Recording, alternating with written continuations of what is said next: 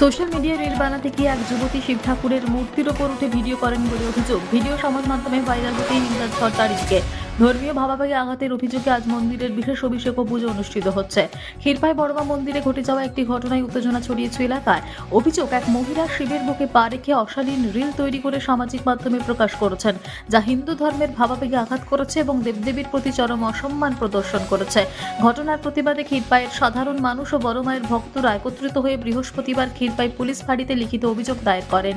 তাদের দাবি, অভিযুক্ত মহিলাকে অবিলম্বে গ্রেপ্তার করে কঠোর আইনি ব্যবস্থা গ্রহণ করা হোক, যাতে ভবিষ্যতে কেউ ধর্মীয় স্থান ও বিশ্বাসকে অবমাননা করার সাহস না পায়। ভক্তদের বক্তব্য, ক্ষীরপাই বড়মা মন্দির কেবল একটি উপাসনালয় নয়, এটি লক্ষ লক্ষ মানুষের আস্থা ও বিশ্বাসের কেন্দ্র। সেখানে এই ধরনের অশালীন ও অবমাননাকর কাজ কোনোভাবেই মেনে নেওয়া যায় না। পুলিশ অভিযোগ গ্রহণ করেছে এবং ঘটনা তদন্ত শুরু হচ্ছে বলে জানা গেছে।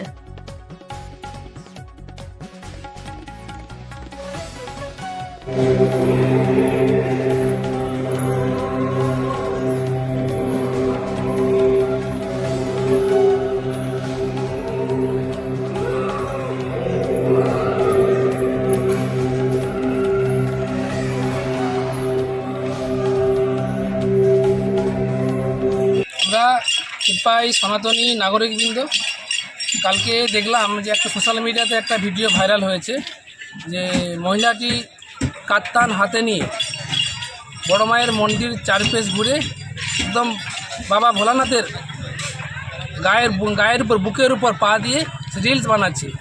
এতে আমরা সনাতনী হিন্দু নাগরিক বৃন্দ আমরা এটা খুব অসন্তুষ্ট। আমরা এই বিষয়ে আমরা ওনার নাম হচ্ছে শম্পা মল্লিক, ওনার নামে আমরা একটা অভিযোগ দায়ের করেছি। অভিযোগ কি আজকেই করেছেন? আজকেই করেছি।